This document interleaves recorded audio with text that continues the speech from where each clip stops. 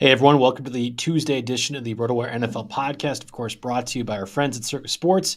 6 teams on bye this week, a number of critical injuries, new information coming over the past couple hours about a certain running back and what that means from a waiver wire perspective. All that to say, a lot of really important details here as we're gearing up for the fantasy playoffs and a few other high-end waiver wire pickups that I think can still make a difference over the next couple of weeks. We'll dive right into that right here after the music.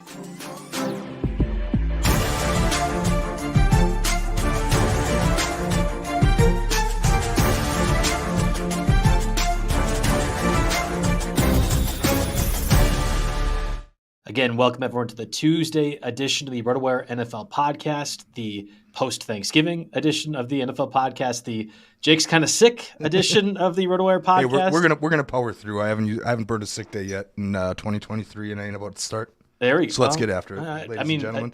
I work so hard on the outline, and then you come down with the cold, right? I don't want to let someone else step in and take everything I worked for, right? The Nate Diaz, Conor McGregor line. I suppose. Anyway, I was going to say some workplaces would encourage you to take off days, but Jake is a trooper and certainly loves to help out all the folks here from a waiver wire perspective. It's also the how much do we spend on Zach Moss if and when Jonathan Taylor is out of the FAAB conversation as well, too, or at least if Jonathan Taylor is not playing and Moss is available on FAAB. We're going to get to all of that and more. That was one of the first questions already in the docket. We are sponsored by Circa Sports, and we'll talk with them a little bit later on in the show. We had a top 5 list, Jake, of top waiver wire pickups. Does the news on Jonathan Taylor, just for everyone who's not caught up to date or if they're listening to this a little bit later on, Jonathan Taylor injured his thumb during the second half of the win this past week over the Buccaneers. He played with that injury throughout the entire process, but his status for this upcoming week is uncertain.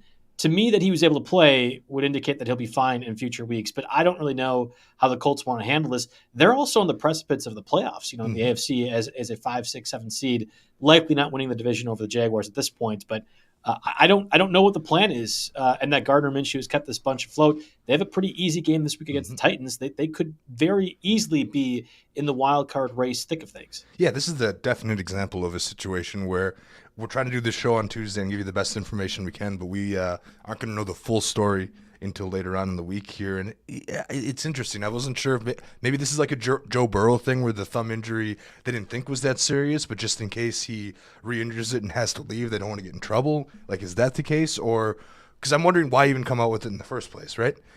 Wait till tomorrow when the practice report comes, right? Exactly. We'll see what the practice report says here. So, if you told me right now that Jonathan Taylor was not playing, Zach Moss is the number 1 pickup for the week, and he actually is dead even in our threshold here at 50% rostered in Yahoo formats.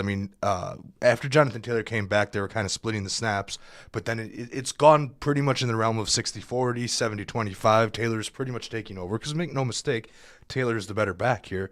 But Zach Moss did show flashes. He was productive for a stretch, and I would say absolutely he could be the top pickup this week. If JT doesn't practice at all tomorrow, that would be telling. Even if he's in a limited basis, then you're kind of sitting there. But so it becomes real difficult for FAAB tonight, right? You could throw the rest of your FAAB on him and be totally toast when JT turns out to be just fine. Or, you throw something in the middle. I don't know. Like, if I have it, I was thinking maybe like an $18 bid for Zach Moss, but that could easily, that could end up backfiring. Yeah, it's interesting. You had brought up the key point for me is what's the status going to be tomorrow. And for a lot of people, you're not going to have that option, right? Waivers will typically run on Tuesdays in some leagues. I don't like being in those leagues. I'm in 15 leagues right now. I think there's maybe one of them that actually has, or maybe 2 on the Tuesdays, but it will make things a little bit trickier. I would say right now, if you are in need of a running back to start this week, and again, 6 teams on bye, a lot of crappy teams, but 6 teams on bye nevertheless, I would prioritize Moss over a lot of people, and that he's available in 50% of leagues is nice. For me, the number 1 guy on my list is Pat Freiermuth, who's also available in 50% of leagues, or I guess 49%, depending on where you're looking. But at least in my situation, I think I saw Freiermuth available in over half of my leagues, which typically is not what happens. So I would assume the Yahoo folks who still have Pat Freiermuth are completely out of the running. Like, if you were active and participating and didn't have an injured reserve spot, he becomes the top available waiver wire pickup this week. My only concern, Jake, is this just a mirage, or are we going to actually see the new offensive coordinator for the Steelers incorporate Freiermuth to the extent that will happen future weeks? Because he hadn't been for most of the season, even when he was healthy. Yeah, so this is certainly a tough one because he misses. So just the backstory here is Freiermuth missed weeks 5 through 10, due to injury. He was on IR, and then he comes back week 11 against Cleveland, who is the best defense against opposing tight ends. Period. Quite possibly one of the best defenses, if not the best defense in the league. He comes back. He only gets targeted one time, catches a catch for 7 yards. No big deal. Nobody really notices him. He's not on the radar. Now he comes. He plays a much higher snap share. He ends up getting targeted 11 times and then catching 9 for 120. So there's something here, right? And then next week he has Arizona. I mean, they already had their bye, so you don't have to worry about that. Just gave up 2 touchdowns to Tyler Higbee, of all people, who was not at all in the fantasy landscape earlier this season. Yeah, so, I mean, there's that. And it was funny. The Steelers came out. I don't know if it was Tomlin or whoever said that Pickens and Jalen Warren were going to get more work. Of course, it turns out to be the Freiermuth game. So, yes, I'm definitely interested in Freiermuth. I put him above the K-Dot line that we established a few weeks back. Yes. And, definitely for sure. But the overall capability of the Steelers offense, yes, I know Matt Canada is gone, but this is the same group of personnel. And you saw how much effort Deontay Johnson was putting out on the field last week. I don't know. People might have missed that video. He had literally walked off when there was a live ball fumble, which I think they returned then for a touchdown, or at least he walked right past them, back turned, didn't even take a step or show any interest. Anyway, this is the Steelers offense. So for that reason, I ended up putting Jayden Reed at number 1 on my list. He's 48% rostered.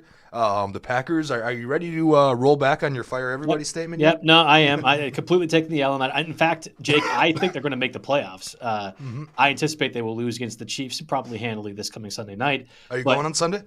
No. I'm going on Sunday, so you need to get healthy, Jake. I need you back and ready into the saddle next Tuesday, so you better recover. I know. I'm gonna it's gonna be a lot of liquids to help, right? Yes, tons of liquids. Got my coffee right here to start, right? Oh, that's not the Sunday liquids I was thinking of. That's fine. And then a bunch more Tito's, and I'll have all the liquids I need, right? Yeah, they should sponsor us, by the way. Anyway, matter of time. That and Culver's, we'll get there eventually. Yeah, exactly.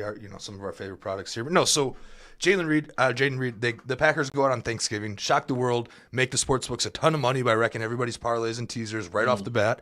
Go Pack, go. The Packers are interesting, right? Because Jordan Love's clearly making some progress. He is, I knew there was going to be up and down, but over a multiple week span, all I wanted to see is growth, and I'm definitely seeing that. There are still some questions about the deep ball, but overall, I think he's starting to get into some rhythm. He's got enough reps under his belt where he's getting the hang of this offense. And there are 3 Packer receivers that are startable on every given week. Now, will 3 Packer receivers produce every given week?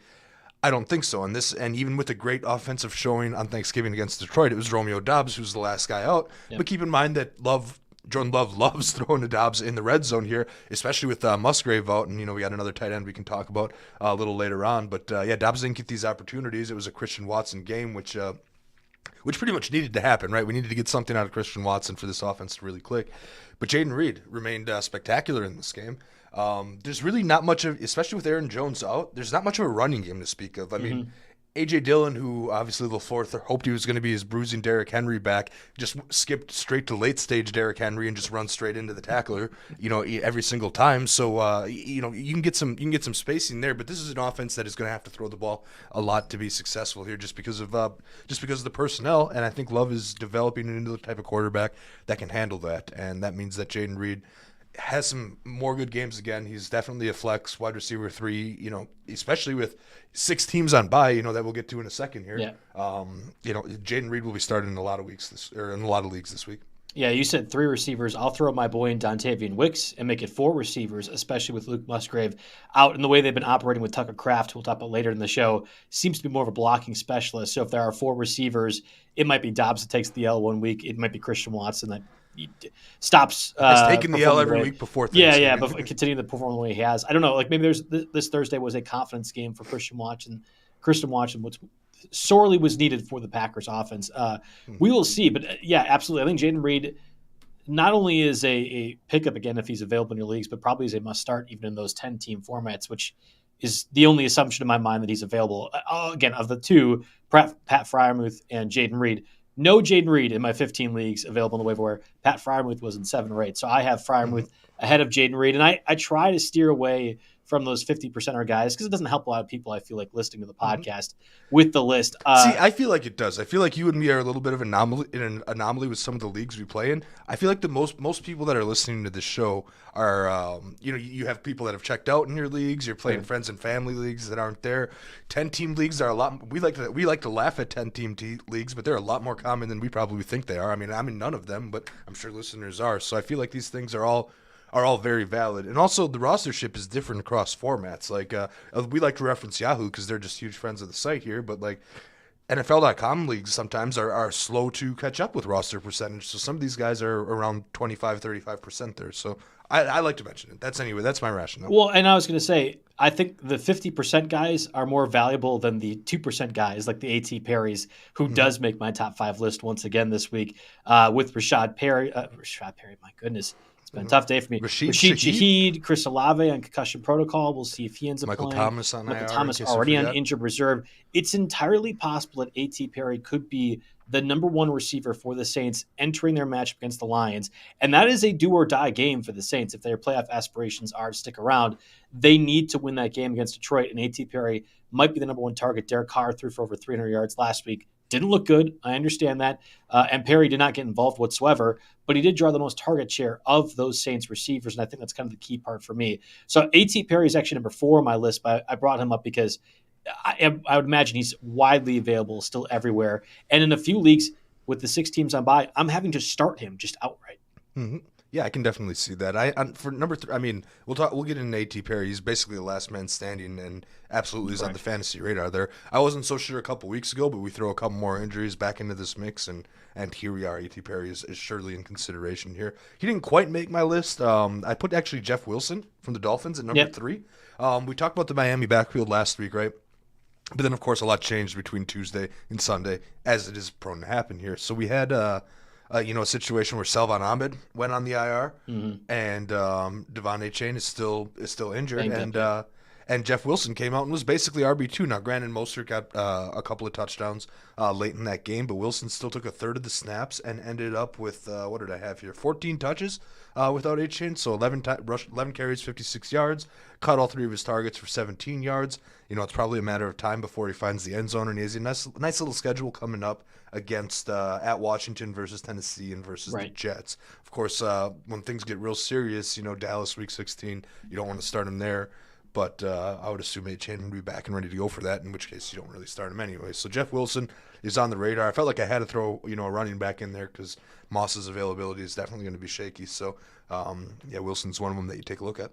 Yeah, I think it's a tough week overall for running backs. A lot of teams on bye, unfortunately, and a lot of guys that were in that running back 2-3 range that are not taken out of the equation, and only Zach Moss really adds that. Jeff Wilson's fine. I understand the idea with that, but I'm not interested in the backup running back to the Dolphins and possibly the number 3 running backs. It's entirely reasonable that Devon Achane will return against the Commanders this week. So Wilson was not among my top 5 list. You and I both did have Curtis Samuel on our list. You had him at 4. I had him at 3. And I think there's a lot of receiver turmoil and a lot of churning of the wide receiver 3, 4, and 5 on rosters. And at this point, Curtis Samuel is essentially the Jaden Reed to the Commanders offense, which, stinks, right? They're firing everyone left and right in Washington, but the offense is at least generating points. And Curtis Samuel has been critically involved in moving the ball up and down the field. Yeah. Now, don't get me wrong. Curtis Samuel is their wide receiver 3 because do you have John Dotson, Terry McLaurin, each were out on the field for 85% of the snaps. Each ran 44 routes. Samuel only 56% of the snaps and 33% of routes. But I feel like when Samuel is on the field, there's a better chance than not that he has got a play designed for him. So that's probably why the snap share is a little bit misleading in this situation. He had a team high 12 targets, so he's open. So we know that. Ended up catching 9 of them for 100 yards. Excellent stat line. He's a PPR guy. His value is always going to be greater in PPR than standard formats. And like you said, he didn't get any carries this week with Antonio Gibson back and Chris Rodriguez. Still, they had 4 carries for him, even with Gibson back. But Samuel is definitely a rushing threat at times as well. So, he's only 28% rostered. I think the only league I saw him rostered in was my 16-teamer and our 14-team dynasty league, where I actually roster him, but I sit him for Terry McLaurin every week because I have both. But yeah, so Curtis Samuel, 28%. Go ahead and get him. He can be productive for you. Yeah, again, I have A.T. Perry as my number 4, but Curtis Samuel makes our top 5 list. Rounding out the top 5 list, you had Zach Moss included, and I think his availability will really depend on Jonathan Taylor's stats and also where you want to rank him among your lineup. I had mentioned your boy, Jalen Hyatt, in my top 5 list. I had scoffed at you for many weeks bringing it up. I thought the Giants' offense was pitiful, even when Daniel Jones is playing, but Jalen Hyatt has been the spark the team has needed over the past 2 weeks. Yep, we're getting to that point of the season where some of these teams are bad. Let's just face it. I mean, the Giants won, but they also beat another one of the worst teams in the league that is praying for Carolina to win a couple of games and maybe get that number 1 spot. So, yes, the Patriots are bad. The Giants won. Hyatt is – I mean, this is the time of the season where these teams are bad and they need to figure out what they got here. So what progress do you build for 2024 if you just keep throwing to Darius Slayton and Isaiah Hodgins? You know, there's not a whole lot here. This is your chance to go out and get a guy like Jalen Hyatt and get him some reps and see what you have in him. And in a similar sense here, before I threw Zach Moss on my list, I actually had Jonathan Mingo from Carolina. He's someone that I've brought up a couple times before. I always like to say that he passes the eye test, right? He looks good when he catches the ball and is in open field, and he is only he's only 5% rostered, and he played more snaps than Adam Thielen. Adam Thielen completely disappeared on Sunday against the Titans. Only caught 1 pass for 2 yards. And Jonathan Mingo led the whole team in targets with 6 and caught 4 of those for 60 yards. Led the team in Thielen actually ran a couple more routes, but it was Mingo out on the field, 93%. That's very important for me. Mingo also led the team in air yards, too. So these are the kind of trends that I'm looking for to actually make me start thinking about picking up Mingo and see if this can continue. Now, of course, we're limited by a rookie quarterback in Bryce Young too, and we'll see what happens. But I think the talent is there.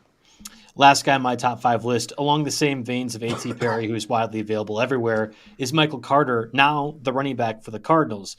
We had talked about when James Conner went on injured reserve, but they had very little depth. There was Keontae Ingram that made an appearance in our show a few times. Amari DiMercato was a top waiver wire pickup at certain instances. And the Cardinals' defense is just awful. I think we could downright say that's the case. But Kyler Murray has made the offense far more competitive. I think Michael Carter is going to be more involved rest of season in the same vein that you're mentioning, Jake, with Jalen Hyatt and the Giants needing to get some of these players involved.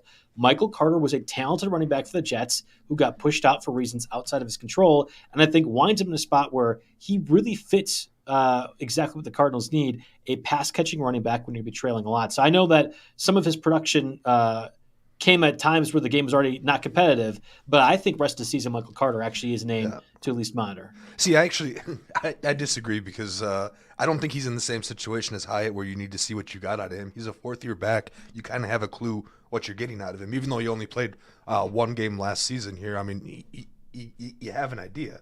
Or no, wait, I'm looking at the wrong thing. You're right. Third you're year right. back because the 2 are combined. I'm sorry, I was looking at the stat line wrong. But so here's the thing. I look over, I consume as much waiver wire content as I possibly can, right, before this show to make sure I don't miss anybody, because I want to at least touch on anybody that'll be fantasy relevant here. And sometimes there are players that I see pop up on a lot of lists, a lot of popular columns, that I think, nope, not so much. And Michael Carter is actually one of those for me because here's the stat, and this is from Jerry's Hidden Stat Line, excellent column, of course. I rep that all the time. His production was, like you said, entirely in garbage time. Before the 4th quarter, he had seen just 8% of snaps. So that tells me, maybe. But I just think they're going to be in garbage time a lot. That's where I'm leading to. And is it like the RICO Dowdle, but reverse? The reverse RICO Dowdle, right? Yeah, Dowdle's good garbage time. Michael Carter's bad garbage time. Right. And again, 6 teams on bye this week, and there are going to be instances. Uncle Ted's mentioning Roshan Johnson once again, Deonta Foreman. Like the Bears have 3 guys alone that are going to be a bye that you may be considering. I think that's exactly the avenue or area where you can have Michael Carter be picked up. Not have to spend any FAAB whatsoever, not even have to be prioritized waiver and pickup, and you might be able to get a few points out of him if you need a running back 2 for this week. And I had mentioned it, 6 teams are on bye. Ravens, good team. Bills, good team. Then thank God NFL put all these other bad teams. Bears, Raiders, Vikings, Giants, all on bye this week. We'll have a little bit more of a critical situation next week with Week 14 starting the fantasy playoffs for some people out there. it's a good thing that I think some of these bad teams are out of the way, but the Bills and Ravens, especially how critical the fantasy season is right now, that's a tough pill to swallow for the Stephon Diggs, Josh Allen, Lamar Jacksons of the world. I want to give a word, or at least a break, for our sponsors, Blue Wire, and then we'll come back with a really hefty list. Jake, you were not lying when you said you put in a lot of work on this waiver wire list. There are some names that even I'm like, yeah, there's no way in my 20-team, 20-roster league that I'm considering. So I mean, some of them are going to be quick hitters we can just mention and move on. Some of them we kind of already talked about at length in our top 5 here. So we'll get through it quicker than it looks like on paper. But there were just a lot of good stats this week that I thought I might point out. All right, quick word for Blue Wire. Okay, we're back. We're talking running back specifically. Last week it was all Zach Charbonnet, who got a ton of playing time with Kenneth Walker out. It appears that Kenneth Walker is not practicing again today. Of course, the Seahawks play Thursday against the Cowboys. I'm assuming Zach Charbonnet once again is the start. We had a question in the chat that I think is probably worth mentioning right now, Jake. Dalton Schultz or Zach Charbonnet full point PPR in the flex spot this week. Again, Charbonnet playing against the Cowboys this week in Dallas. And the Texans are in a better matchup against the Broncos this week. No, that was last week. So Dalton Schultz just had 1 catch on 2 targets last week. And I know it's a 1-game sample size, but that's enough to make me say I will take the volume of touches I expect Charbonnet to get. Did he say PPR? Yes. Yep. Yeah, then definitely let's do some Charbonnet there. I'm going Charbonnet as well, but I'm also the absolute hate Dalton Schultz guy on the program. And I know you're not too far away from me, but I didn't know if it was just biasness in terms of Dalton Schultz not being all that good. I don't know. I'm just indifferent. I don't think he's a space filler in fantasy for me. I don't know. Yeah, that's fair. We had mentioned RICO Dowdle last week, who got the very first touchdown for the Cowboys on Thursday. We had talked about Patrick Taylor and the other options post Emmanuel Wilson, post Aaron Jones missing for the Packers. We'll get to Patrick Taylor in a little bit here as well, too. And then Chris Rodriguez was mentioned for the Commanders last week. We have already talked pretty extensively about Zach Moss, but again, for those of you who have not caught up on the injury news, Jonathan Taylor played with an injured thumb during the second half of that win this past week in that win. And I think it remains to be seen what his status is moving forward. Again, to me, that he was able to play and finish the game last week would indicate he'll be fine and good to go. But there was a bit of ominous reporting with that Jonathan Taylor news, and that always is a negative when people are kind of like, hey, he might not be able to be available. When you're saying that on Tuesday morning, it typically is a sign that somebody knows something. What I will say is adrenaline is a hell of a drug. And I knew a guy, this wasn't my team, this is a friend that I met in college, who's he had a crazy linebacker on his high school football team, right? He played the entire game, going crazy, throwing his body around. At the pizza dinner afterwards, he just started crying out of nowhere, realized he had broken his jaw entirely, and played the entire game. So what I will say is adrenaline is a hell of a drug, and keep that in mind, with this type of thing. He could have easily injured himself and kept going throughout the whole game. Yeah, jaw, thumb, one of those two would probably be more painful than the other. That guy, I feel like crying would also hurt doing that. Whatever, we're not going to analyze your high school players. I think what happened is he put one bite of pizza and then it was all over. Yeah. So. Then all of a sudden reality kicked in, adrenaline wore off, and you're like, uh-oh. Stories of Jake's football career here. We'll continue. This wasn't even mine. This story came from a friend. I'm just saying it can happen. I feel you. Okay, we had mentioned Antonio Gibson at least a little bit last week too, and had talked about Chris Rodriguez. This is the Bieniemy offense where Jerick McKinnon was a fantasy relevant running back for the Chiefs for the latter part of all of the fantasy playoffs last year, and we're seeing it again, whether it be Brian Robinson getting involved, but now Antonio Gibson. The only concern I have is roll a dice, because that's the level of certainty I have when picking which one of Antonio Gibson or Brian Robinson is going to be more involved on a week-to-week basis. I mean, I think we can say that through, 12 weeks, Brian Robinson is RB4 in PPR. So you say that Brian Robinson is more involved, right? He's RB1, but when you look at the distribution here, both players were on the field for less than 50% of snaps. They tied at 45%. So it's basically been a 50-50. Robinson, of course, 15 carries, 53 yards. Gibson, 6 carries for 21 yards. Gibson is the pass-catching back. He ran 5 more routes. He had 1 more target. Both of them had negative air yards, which basically means screens behind the line of scrimmage, that type of thing. But I wanted to mention Antonio Gibson because he's only 50% rostered after being injured last week. And there's PPR utility here. There's definitely a spot in fantasy for Antonio Gibson, and he has a reasonably high ceiling. Like, he's capable of going out there and having a 20-point fantasy game if all the cards fall, in the right spot here. So it's something to throw on the list. He's worth it. Quick hitters here. We mentioned Jeff Wilson in our top 5 list again. Salvin Ahmed out for the rest of the season with that foot injury. Devon Achane didn't play this past week. I would assume that once Achane is back, it's going to be Jeff Wilson relegated to number 3 running back. Although you look at the rest of the season schedule for the Dolphins, they don't have a lot of hard matchups. And Week 18, that'll be against the Bills, which is arguably the hardest one. Dolphins might not be playing for anything, so there might be Jeff Wilson value at that point. And then there's Roschon Johnson with the Bears in the bye this week. Finally gotten more involved this past Monday. But I have no idea what to make the Bears offense. Fields threw like 25 or complete 25 passes and had an average yards per target of 5.2. Like that, it's just absolutely gross. Goes counter to whatever football should be. And I want nothing to do with the Bears offense, the Giants offense, Patriots offense, or the Panthers offense, and that includes the running backs. Yeah, I got lucky. I stumbled into some free Badger basketball tickets last night. Thanks, Uncle Mark. Shout out. Yeah, so I didn't have to sit and watch that whole horrid of a football game. But it was a 6:00 tip-off, so that meant that there was a little bit still going on by the time I got home. And yeah, that was brutal. But just looking at the breakdown, Roschon Johnson, 12.5 PPR points. That's his best since Week 1 against the Packers, which he had almost entirely in garbage time. So. Correct, yeah. It's now or never for Roschon, right? If he's getting more action than Khalil Herbert, that is significant. And at 23% rostered, his availability is plenty to give me a little bit of interest. Yeah, I had talked about Michael Carter on my top 5 list again. Now with the Cardinals backfield, Amari DiMercato not really involved. James Conner doing a lot of offense altogether, but Michael Carter's impact really came in junk time for the Cardinals. From the Broncos' perspective, you saw it very clearly last week. It was Javonte Williams. It was Samaje Perine. At this point, I think Jaleel McLaughlin is probably a cut, given what Samaje Perine was involved. But I'm curious, do you think this happens more moving forward? Yeah, absolutely. I think this is the offense is actually having some success here, right? And it is using Samaje Perine in a role similar to what he was doing in Cincinnati, pass catching heavy. And he's interesting. 7 for 55 in a score. That is significant. 26% of snaps leaves a little bit to be desired. Javonte Williams did play a season high 71% of snaps. It seems like they're letting Javonte loose a little bit, because remember he's coming back from that late season ACL tear last year.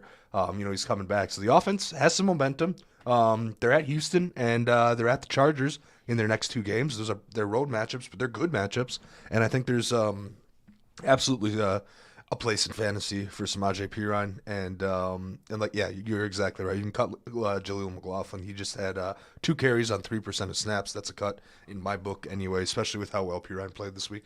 Yeah, I think I'd rather play RICO Dowdle this week again against the Seahawks on Thursday. I think they could maybe stamp back some workload for Tony Pollard and have Dowdle get more involved like we saw last Thursday as well too.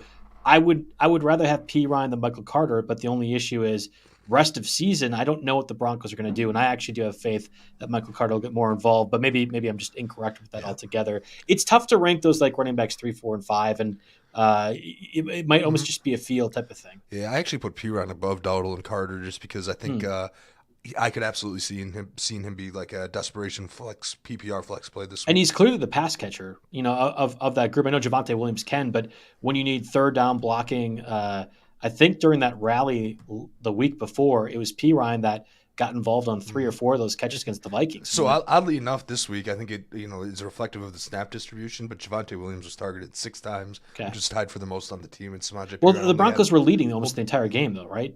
Yeah, exactly. And Samaje Perine only had 1. This is against the Browns. Their offense couldn't really get anything going. Couldn't do anything. Yeah. So it's been tough. There's been a change, at least at the backup running back spot for Jacksonville, or at least there have been for some time. Former Browns guy, Dearness Johnson, clearly the number running back 2 behind Travis Etienne. Tank Bigsby, unless you're in a dynasty league, I think is just done. And I have a few shares of him overall, but I didn't like Tank Bigsby entering the season, so I feel a little bit better about that. I think it's more of a preservation thing, right? If you have Etienne, who's gotten a massive workload this season, you might want to have Dearness Johnson as the back to roster. The only concern is I wonder if Etienne were to get injured, we're going to have Bigsby and Dearness Johnson just split time. Like the Jaguars could do something stupid like that. Yeah, exactly. Tank Bigsby only had 1 carry on 3% snap share, so that's a cut if you haven't cut him already. He's been a cut since about week 3, I think, this season. So nothing there. But what was interesting here was in a relatively close game, Dearness Johnson cut into. I don't know if I'd say cut in because I think Etienne got hurt and then came back. I believe is what happened in that game. In-game chest injury, and then he returned to the game and basically split work with Dearness Johnson. So you might have a little bit of a unique circumstance, but Johnson actually ran one more route than Etienne, 16-15. He was out there 43% in snaps, ran the ball 7 times for 19 yards and caught a 42-yard pass, where Etienne, meanwhile, carried the ball 20 times. So he's still the guy. But, Etienne's in that upper echelon of fantasy running backs, and if you're in a deep league and have the bench spot to do so, I'm down to grab his backup just to make sure. So in a similar vein, Elijah Mitchell, I've taken him. I have a 16-team league where I've taken McCaffrey. It's been fantastic, but Elijah Mitchell has held a spot on my bench every single game this entire season. Even when Jordan Mason was the guy for a couple of weeks there. Yep, yeah, and it actually. So I bring that up because Elijah Mitchell actually had a little bit more work, and he's looking like his old self. I think he had. That game got out of hand, but he had like 6 carries towards the end and was productive. So, kind of a similar situation here. But, we have no idea if Dearness Johnson will live up to that 40% of snaps if he needs an ETN injury to do that. But the key point here is that he's RB2 over Bigsby. Bigsby's been a cut if you haven't already. Yeah, let's keep past Ty Johnson with the Bills in the bye this week. You had mentioned Dameon Pierce as a cut option with Devin Singletary obviously doing well the past couple of weeks. We didn't know what the split would look like once Pierce was healthy. Not great. Then there's Jamal Williams as well, also not a great share, and that's with Kendra Miller missing time too. So it's Julian McLaughlin, Ty Chandler. And there's a few options that you could probably cut from rosters this week. Yeah, I know Ty Chandler was a popular pickup a little while ago. Madison ended up coming back and surprising people with a bit of an early return. And Ty Chandler never ended up being fantasy relevant. He certainly wasn't last night, so he's a cut as well. Dameon Pierce, the stat I wrote down here is 19% snap share, 5 carries for 14 yards. If his name wasn't Dameon Pierce and you didn't use the draft capital you did to get him at the start of the year, you would have cut him already, is what I'm saying. Yeah. Let's get to the receivers, but first, a word from our sponsor, Circa Sports. Get ready for the ultimate big game parties at Circa Resort and Casino. Super Sundays in Las Vegas this year. Watch the big game poolside at Stadium Swim's big game viewing party. Massive screen, booming game sound, and a view of the pyrotechnic and visual effects throughout the game. Snag the best seat in the sun with day beds, poolside boxes, cabanas, and more, or touchdown at the world's largest sports book, Circa Sports, for the big game bash. It's 3 stories of football glory featuring a 78 million pixel screen. Book your seat with a variety of reservation options, including bottle service, open bar, stadium-style food, and more. Don't miss these legendary viewing experiences on February 11th. The big game parties only at Circa Resort and Casino. Reserve today at circalasvegas.com. Of course, also a word from our sponsor, Splash. RotoWire is proud to partner with Splash Sports for the 2023 fantasy football season. Splash Sports empowers gaming commissioners to earn by creating more contests, and commissioners can set up contests, add their style, and enjoy the evolving Splash Sports platform for customized preferences. For daily to season-long contests, Splash Sports caters to various playing styles such as DFS, Pick X, and traditional Survivor. And unlike traditional sportsbooks, Splash Sports pits you against friends and family, not the house. Splash goes beyond betting. It's a space where friends can connect, strategize, and share in the excitement of sports. RotoWire will be running weekly DFS tiers and contests on Splash Sports all season long. Can you beat the RotoWire experts? Well, visit rotowire.com/splash to enter today. At wide receiver, Jake, we had mentioned Demario Douglas last week, Josh Downs, Jaden Reed, who again made our top 5 list this week, Dontavian Wicks missed Thursday's game with the concussion. I still don't mind picking him up. And A.T. Perry, who again made my list. Then there was Robert Woods, Jalen Tolbert, Tutu Atwell. We had talked about Jaden Reed. If he's available, probably is the top one over Pat Freiermuth or Zach Moss, but it might depend on your roster construction. Still clearly one of the top options in that Green Bay passing attack. Yeah, absolutely. No doubt about it. Yeah, just a little bit of breaking news 10 minutes ago. Nothing too earth-shattering here, but Justin Jefferson, who I know many of us have been waiting for, who may have lost our playoff spots in the meantime, but Justin Jefferson is off IR and expected to play after the bye week. That was kind of the plan all along after he wasn't playing last night, but it's nice to see that in writing, right? Because we didn't know for the longest time how long that was going to take. So just, throwing that out there for the listeners. Yeah, good call. Again, Jaden Reed made our top 5 list. Curtis Samuel also made our top 5 list. clearly an established pass catcher in that Commanders offense. They once again are going to be favored by nearly double digits this week against the Dolphins. And I know Jalen Ramsey's back in that secondary, but certainly are susceptible to some passing yards, and that could get out of hand. I think that's the highest over-under of the Week 13 slate, or at least one of them. So look at Curtis Samuel if you are considering him. You had mentioned Jonathan Mingo. He once again made your list. I want nothing to do with bad teams and bad pass catchers. Mingo might not be a bad pass catcher, but certainly Bryce Young is a bad thrower of the football. We'll see if that changes with Frank Reich gone, though. Hey, even if all the production comes, and I'm not saying this is the case with Mingo, but even if all your production comes on one of these last desperation drives with teams playing soft coverage, I'm talking about you, Pop Douglas, a couple weeks ago. Yep. Who, and again, I should actually mention him too. He's one of the few people I don't think I wrote down. He left. I believe he's in concussion protocol. I want to say. Well, he had a head injury, right? So what's the difference? He got WWE clotheslined and then on a punt return, fumbled the ball, and the Giants guy was celebrating instead of trying to recover the ball, and it went skittering out of bounds. But yeah, that was like a WWE clothesline. That was the JBL. Is that CM Punk's music? Yeah, well, he did come back. I don't know. Yeah, I know. We had a big moment here. That's what the wrestling that has invaded my feed. Yes, yeah. So we'll see what Pop Douglas's stats will be. Same with Jonathan Mingo. Again, I'm going to keep pounding the table for A.T. Perry in deeper leagues. I'm with you on this. I certainly wasn't 2 weeks ago. I thought, why pick him up before the bye? He'll be 0% rostered. He'll be 0% rostered afterwards. Now it's A.T. Perry time. I think he's, Derek Carr is going to limit him, I'm sure. I would love to see some Jameis action. The league is more fun when Jameis is playing quarterback every week. It's entirely possible that could occur. Like I said, this is going to be like a must-win scenario against the Lions this week.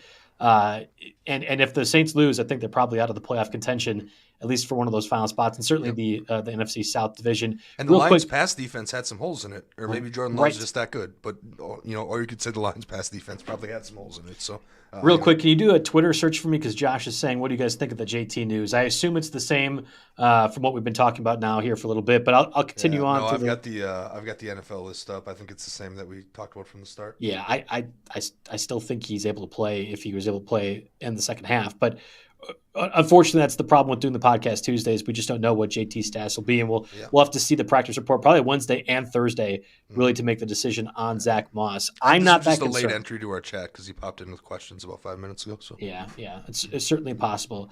You had Jackson Smith that Jacob mentioned on here again. This is one Cowboys Thursday. Exactly. Yeah, this is one that it's 61% rostered, so not really there.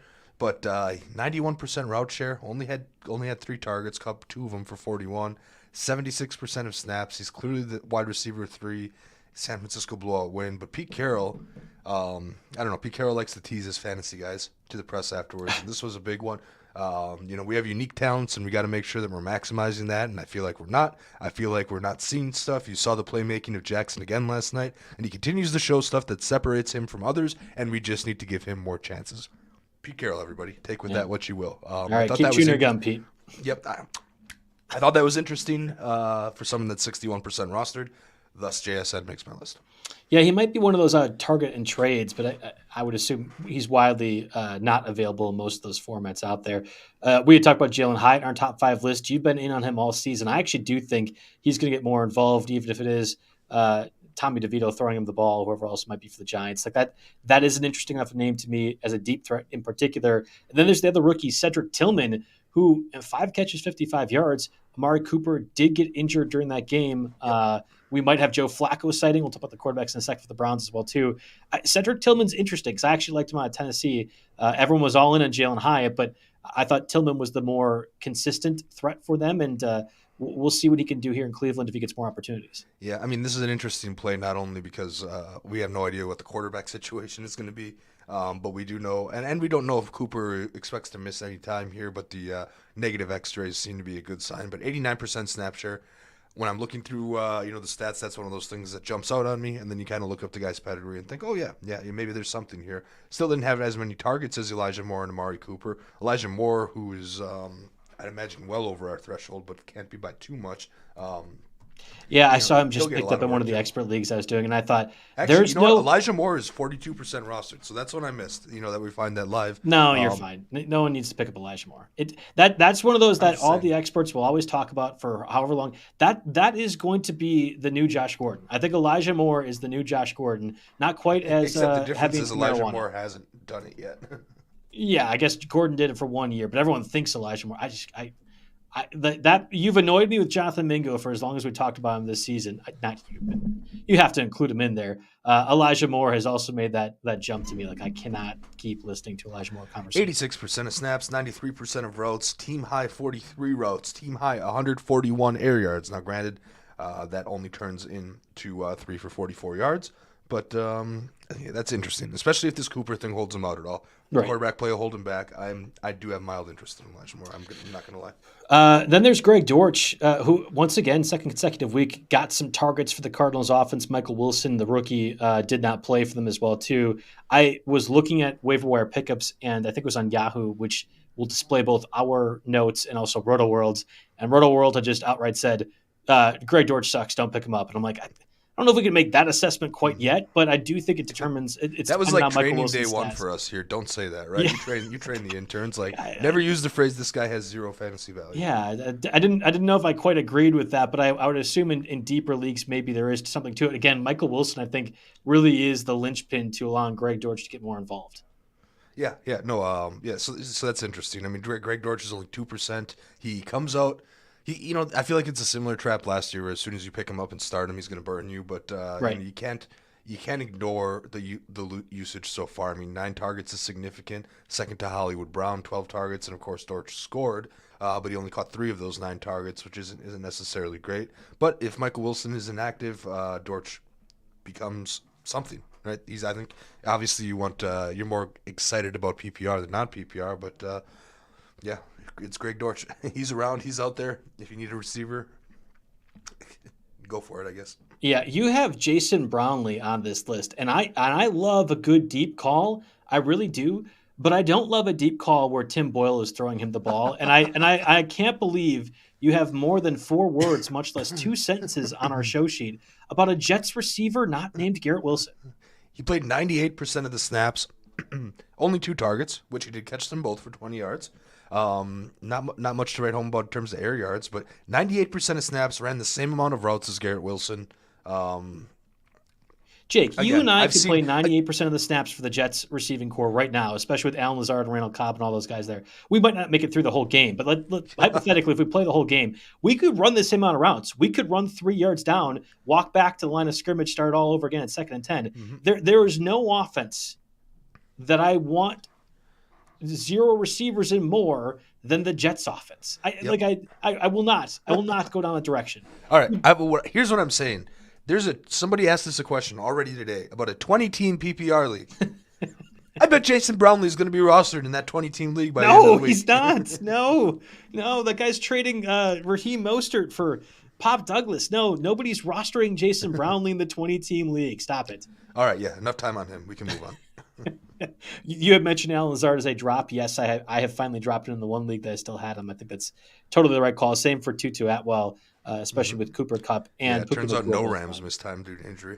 Yeah, the streaming quarterback section is going to be interesting because, again, 6 teams on bye, but a lot of those, other than Josh Allen and Lamar Jackson, you weren't really utilizing. Maybe Justin Fields would have been in that same category. I guess I've been campaigning for Josh Dobbs from the Vikings. With the Vikings seem like they might want to move on.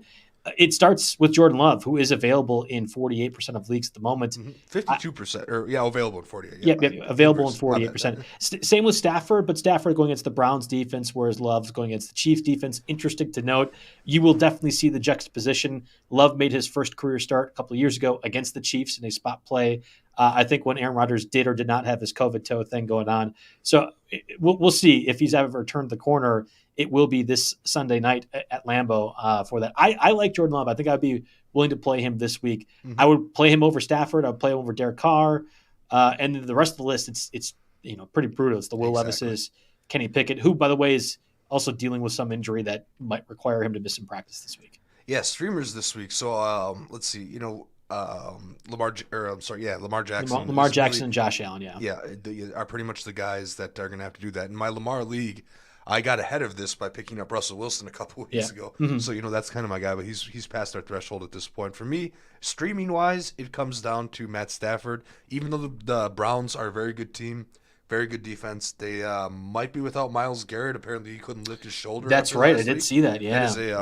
That is a big factor that'll help Stafford stay upright a little bit more and, maybe focus some of the double teams elsewhere. And, of course, Jordan Love, not just the Chiefs' defense has been spectacular so far this year. They're keeping the Chiefs in the hunt big time here, but Love's good for the rest of the season. And those are the two guys that not only streamers, but right around that area where you could possibly keep on your roster for the rest of the year. Yeah, I would say Love, and if you need one rest of the season that you're planning out for the playoffs, Stafford makes sense. If I'm playing a quarterback this week and, again, trying to replace Josh Allen or Lamar Jackson or Justin Fields, it might be Gardner Minshew against that Titans defense, which is good against the run, but has struggled all season long against the pass, notwithstanding with the Carolina offense that is one of the worst, if not the worst in the league. I do think Gardner Minshew has that opportunity. Michael Pittman's been more involved consistently. We know Josh Downs has that possibility. And if Jonathan Taylor were to miss time and again, we have no idea what his status is. Maybe you do pass the ball more. You get Zach Moss more involved as a pass catcher. So that would be my other recommendation if you are streaming quarterbacks this week. From a 2 QB league, yep. Yeah, from a 2 QB league, and this kind of goes to your Scott Fishbowl, I like Joe Flacco. We'll see if DTR ends up playing further. He get replaced by PJ Walker during the game, but we've seen that experiment fail over and over again. I haven't seen concussion protocol yet there. It's like the last guy we talked about, head injury. Yeah, it was Pop Douglas that had that same kind of thing too. So I would look at Joe Flacco if he does play, and that adds more value to that Browns offense to me. I do not care if it's Bailey Zappi or Mac Jones. You're talking about quarterback 31 in the NFL and quarterback 32 in the NFL. That they're both competing for the starting role means nothing to me. And then Josh Dobbs, I guess, could be replaced as the starter. I don't care about Nick Mullins either. That's quarterback 33 and 34. He's off IR now? Yes, he would likely be the starter over Jared Hall if the Vikings were going another direction. Mm-hmm. Thankfully, I wasn't sure about this in Fishbowl, but we did get the email to say if you're out of the playoffs, don't make pickups. Merciful, yes. Mercifully, I am not using my half my FAAB on one of these types of quarterbacks every week. But and then also, Baker Mayfield, who is seemingly decent streamer sometimes, ankle injury, left the game, came back to the game. Kyle Trask was around for a little bit, but the MRI was negative for ligament damage. He's just really sore, so keep an eye on Baker too. Yeah, that's one of those interesting spots. The Buccaneers are one more loss away from maybe having to consider, not that you're tanking, but like Mike Evans already has 1,000 yards. You got that kind of done already.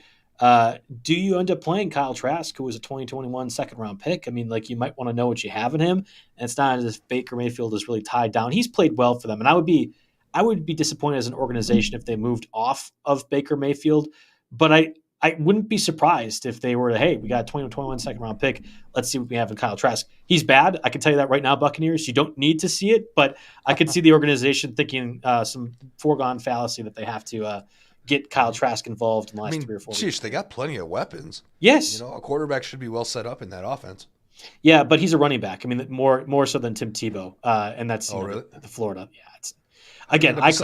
I call myself a disciple of Mario Puig. We in the show are disciples of John and Mario Puig, who do the Thursday show, but a lot of our college product as well. They have been in on just about everyone early on. Lamar Jackson's the very first example I point to, but even Etienne this year was the call that I kind of followed for both Mario and John, and they were universally thinking Kyle Trask is a UDFA, so that he goes in the second round, I think, means very little. So we'll have to see.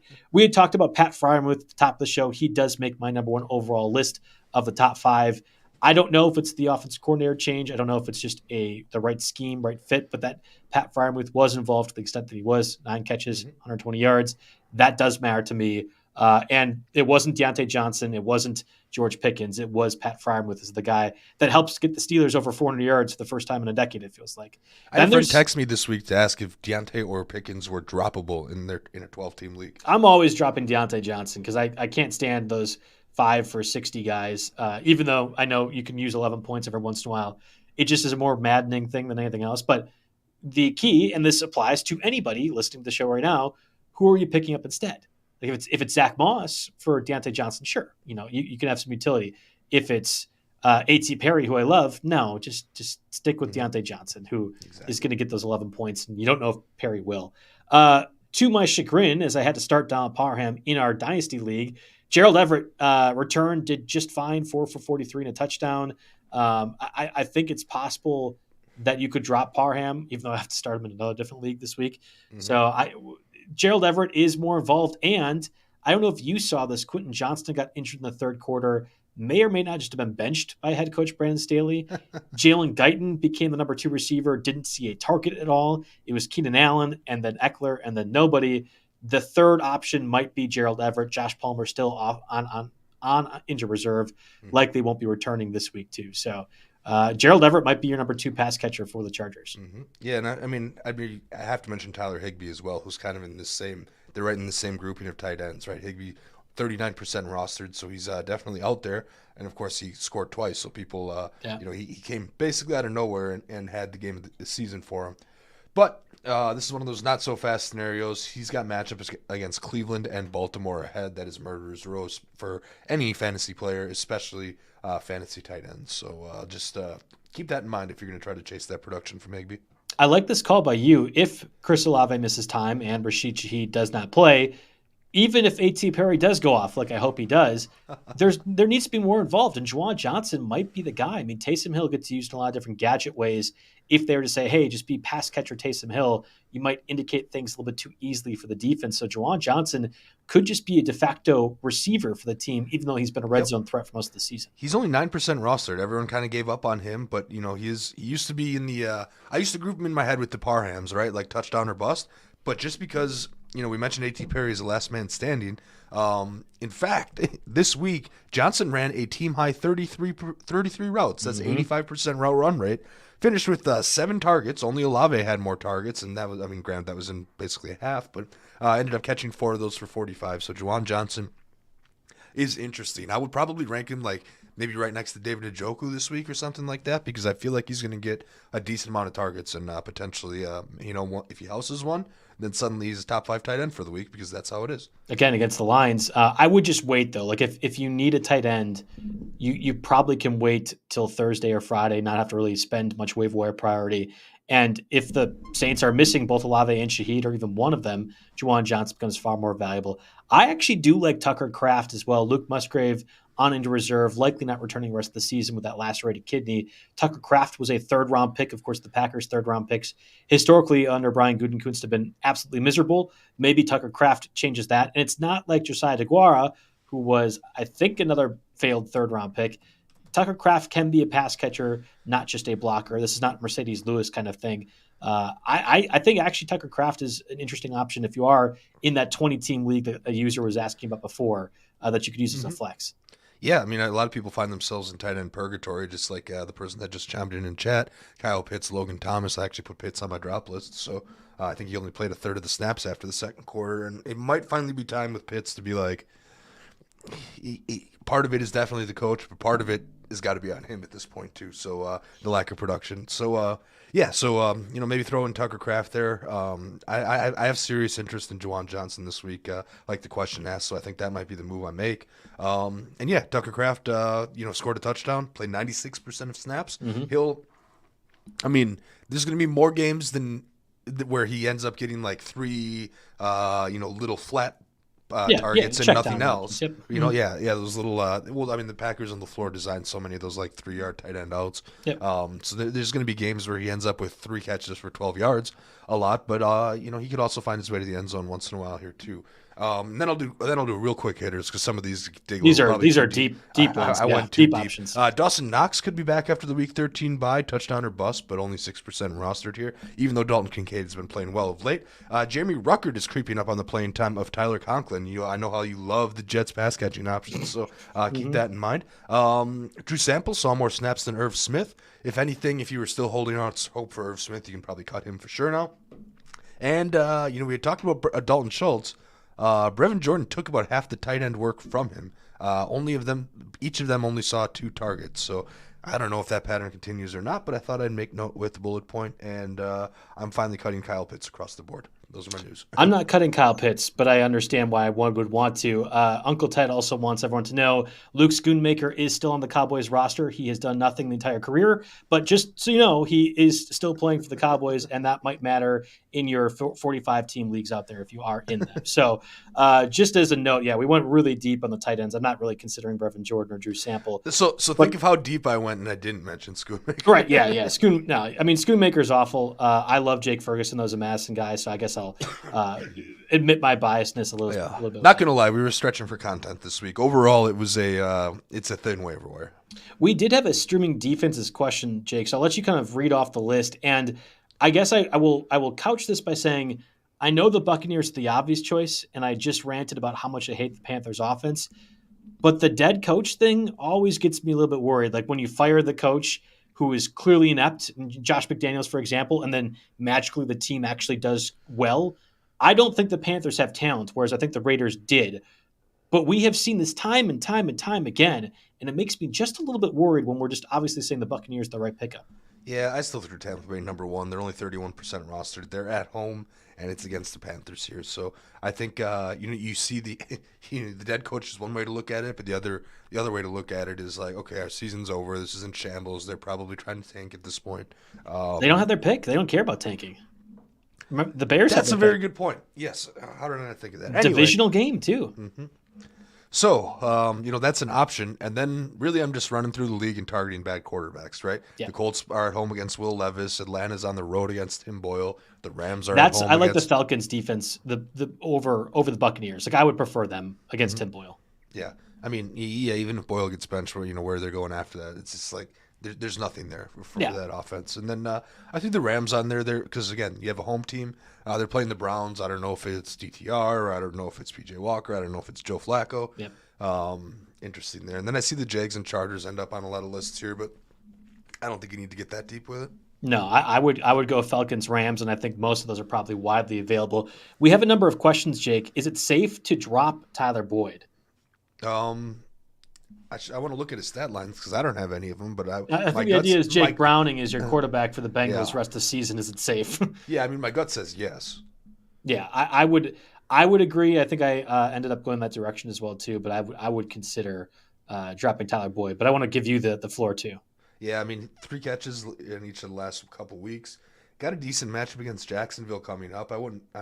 It's all below average defenses until week 17, but it would depend on league size and what but just in a bubble, I would say yes.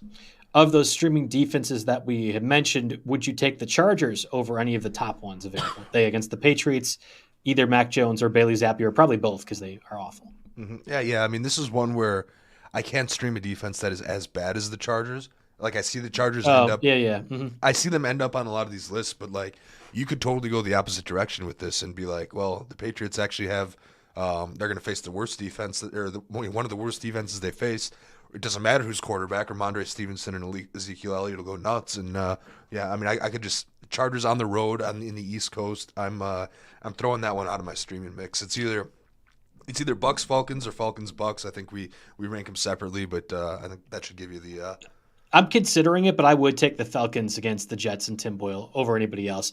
This was a 2-part question, Jake, so I'll kind of start off for you. Would you rather trade Jonathan Taylor again, this user a little bit worried about his injury mentioning here this past week, and Pop Douglas for Austin Eckler? And again, if you are not aware of this, the users or even Jake as well too, we do have a rest of season strength of schedule tool, which I was looking at earlier today. Austin Eckler actually is the number 1 running back rest of season from a fantasy perspective. That doesn't take into account Brandon Staley looking just miserable as the head coach.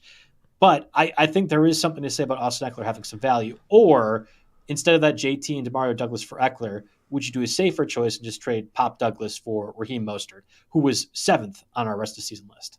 Yeah, I mean, your first move should be trade Pop Douglas for Raheem Mostert immediately. Yeah, that's what I said. Yeah. And then, I'd do that over any of this because then at least you have a more than viable backup option to JT, while you wait to see what the injury situation is. But, if whoever you're negotiating with gets wise and decides that's a dumb deal for them, then yes, I would actually do either of those deals, taking Eckler or ETN for the Pop Douglas JT trade. Okay. And then the final question you alluded to, failing and choosing right between the Pitts Logan Thomas conundrum that has been all season. You're dropping Pitts right now for Juwan Johnson? I think I would. I know that sounds a little bit bold, but yeah. I was one of those post-type sleeper guys with Pitts, and it has not worked out to the slightest degree, and I'm ready to get out of the Kyle Pitts game entirely. Yeah, that's fair. Uncle Ted is angry that we are not acknowledging Schoonmaker's a second-round pick. He is. I understand. So is Brenton Strange, who is a fullback, and I would rather have Kyle Juszczyk right at that point. It's just that Schoonmaker has been more of a blocking specialist and was not a very good college prospect either. Not that the Cowboys' offense can't get them involved. I mean, Brandon Cooks, I have incorrectly mentioned, has not been very good and has been great over the past couple of weeks. So it's entirely possible that Schoonmaker gets a one-off touchdown. I would much rather have Tucker Kraft, for example. We don't need to spend time talking about Schoonmaker. Just look at his snaps and his route share. No, it's okay. In your 45-team league, Schoonmaker is somebody you have to consider, right, Jake? And you play in those 45-team leagues. You're out there for them. That's it. All right, that does it for us on the Tuesday edition of the RotoWire NFL podcast, of course, brought to you by Circa Sports. Back in next week, getting you set for most likely the fantasy playoffs for a lot of folks out there. Hopefully not as many injuries to note, and hopefully we got things correct on the Jonathan Taylor call, although I'm sure users will remind us how incorrect we were on that information here on Tuesday. So thanks, everyone, for listening.